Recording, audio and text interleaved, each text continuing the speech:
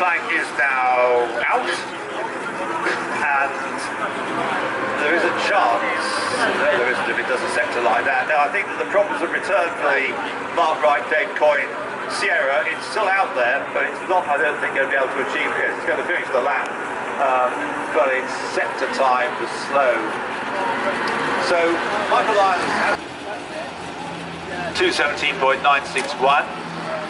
7th is 81, Ian and Max Goff with their Sierra Cosworth 2:18.417. 8th, number 151, Craig Davis's Sierra Cosworth 2:18.668. 9th, number 66, the BMW of Harry and Nick Whale 2:18.868. And 10th, number 120, is the Kerry McMahon Sierra Cosworth 2:20.663. After that, 11th, number 10, is the Mark Smith, Aaron Moulton Smith BMW of 2:20.672, but we can now go back to Alan in this. The reigning British Touring Car Champion, Colin Turkington, you spotted it now, you put a cap on, but you've broken into a sweat. Yeah, I was working very hard out there, you know, these cars. The touring car history was notable, and in fairness, it feels like a long time since we had a round of the British Touring Car Championship, and in that time, you've crammed in quite a lot of different bits of machinery, haven't you? Yeah, it's a 5-week break between races that completely disappears, as you know. You know, the highlight for me has probably been good broadcast over speed, driving the BMW M4 DTM car up the hill, so that was once in a lifetime experience for me. Never driven a DTM? In fact, not once in a lifetime experience, because I'm driving it in about 2 weeks' time. That was a test, wasn't it? Yeah, that was our check time.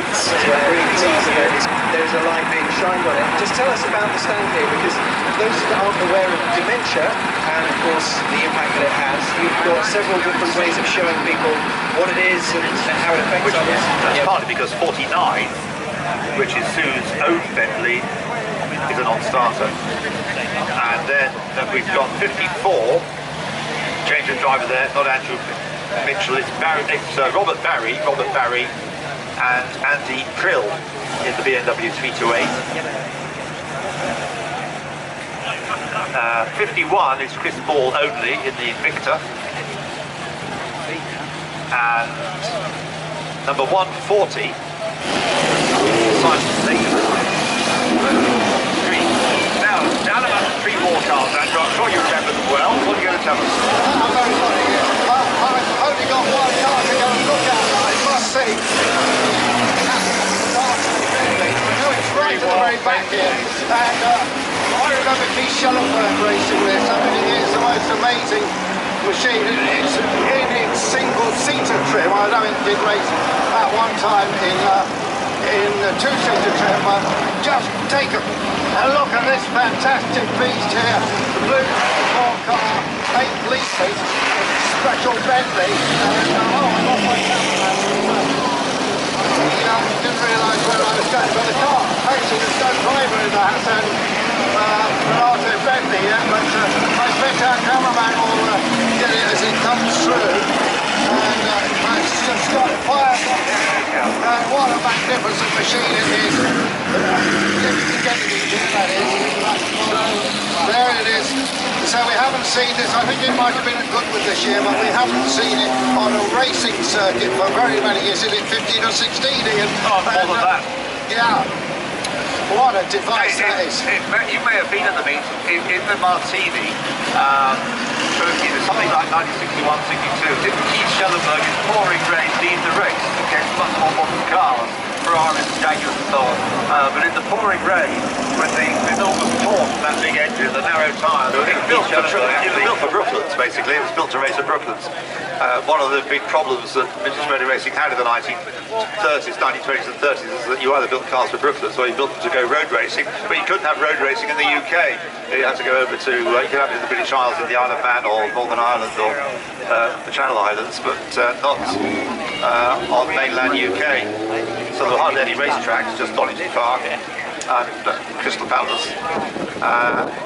They came along in the 1930s, and so Bentleys either had to go over and race at Le Mans or race at Brooklands, which was a banked circuit. There's the Alta going through the screen there, the blue Alta. There's the BMW 328, that was the ultimate car. And it was the engine of that car that design that was taken over by Bristol after World War II. And when you see cars racing with Bristol engines, we saw them in the sports car race, we'll see them in the Grand Prix car race, the Cooper Bristols and so on. That engine design was taken from Germany, from the BMW in after the war, 1945-46. There's the number 17 Aston Martin of Holly Mason Franchitti, daughter of Nick Mason. Andrew?